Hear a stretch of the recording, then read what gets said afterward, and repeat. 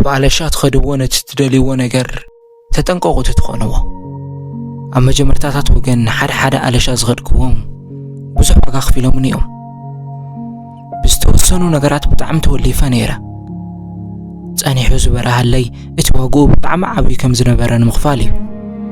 ዝበለጸ ፈሊጠ እንተዝኸውን ነይረ ብፍጹም ኣይምኸፈልክዎን ስለዚ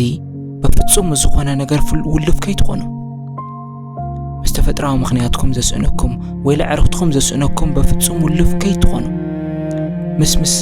ካልኦት ተነጻጽርዎ ነገር ግርህነትኩም ክብርኩም ተጠንቀቁ ሓደ ሰብ ይብል እንድሕር ደኣ ሃብታም ኮይንካ ስለምንታይ ደስተኛ ዘይትኾን እዚኣ ተረድኡ እቲ ሰብ ምስ ሰለ ይኮነን ደስተኛ ዘይኮነ ምስ ነብሱ እዩ ከይትሸጥዎ እመኑኒ ዋግኡ ኣይኮነን